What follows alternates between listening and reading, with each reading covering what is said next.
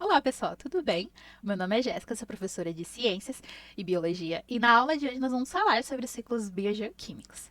Esta aula tem como objetivo analisar os ciclos biogeoquímicos e interpretar os efeitos dos fenômenos naturais e da interferência humana sobre esses ciclos, a fim de buscar ações individuais e coletivas que busquem minimizar consequências nocivas à vida.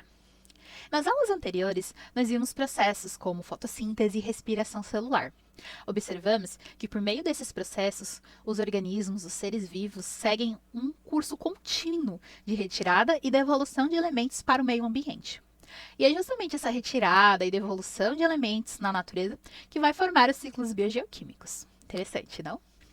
Por exemplo, vocês já pararam para analisar como a água que bebemos ou o oxigênio que respiramos são produzidos? Bom, então na aula de hoje nós vamos falar um pouco sobre isso brevemente. Os ciclos biogeoquímicos, eles podem ser classificados em algumas categorias, como a biológica, porque tem interação ali dos animais, das plantas, dos micro-organismos. Também em geológica, porque envolve o solo, a água, o sol. E química, porque vai envolver ali as transformações dos elementos. Os principais ciclos biogeoquímicos são o ciclo do nitrogênio, do carbono, da água, do oxigênio, do enxofre e do fósforo. Esses ciclos, por sua vez, podem ser classificados em gasosos e sedimentares. Gasosos porque serão encontrados de forma geral na atmosfera e sedimentares porque são encontrados ali no solo. Pessoal, a aula de hoje é basicamente uma introdução.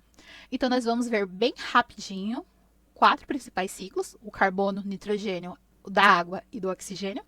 E posteriormente, nas próximas aulas, nós vamos ver todos esses ciclos de forma mais abrangente, estudando cada uma de suas particularidades. O primeiro ciclo, o ciclo da água, nós temos como a primeira etapa a evaporação, aonde a água vai subir até a atmosfera e assim formar as nuvens. Aí nós temos o processo de condensação, tá bom? As nuvens ficam cada vez mais pesadas, mais densas, sofrem pressão. E aí a gente tem então a formação da chuva, da neve, do granizo, e assim a água ela retorna para a terra. Quando a água ela é absorvida pelo solo, nós temos o processo de infiltração. E a água também ela vai ser devolvida novamente para os rios, os oceanos, as nascentes.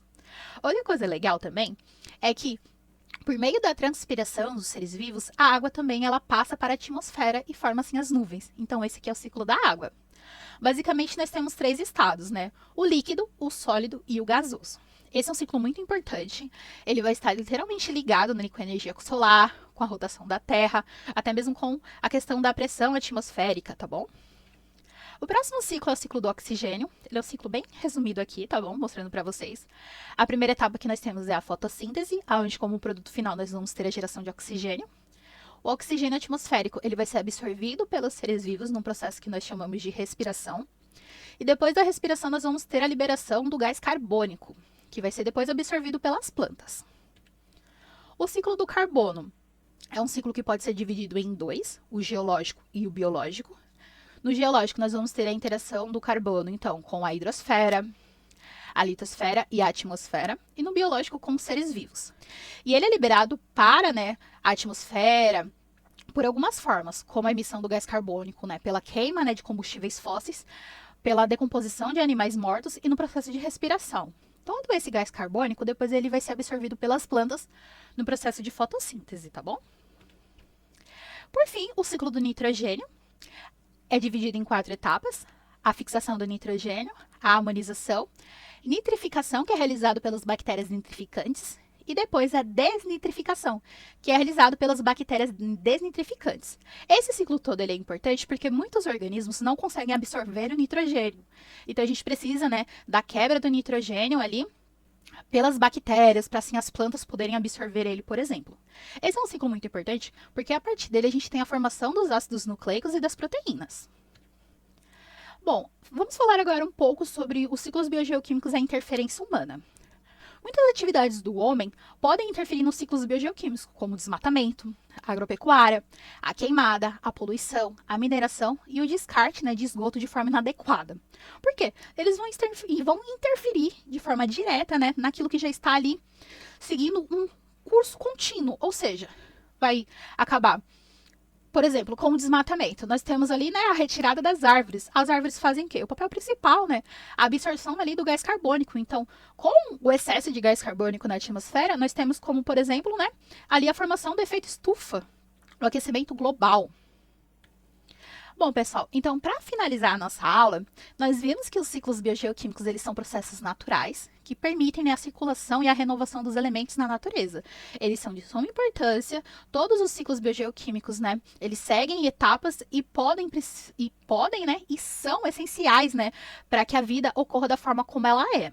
Eles têm algumas similaridades e também muitas diferenças. São fundamentais para o equilíbrio ecológico, né, para a questão do ecossistema global.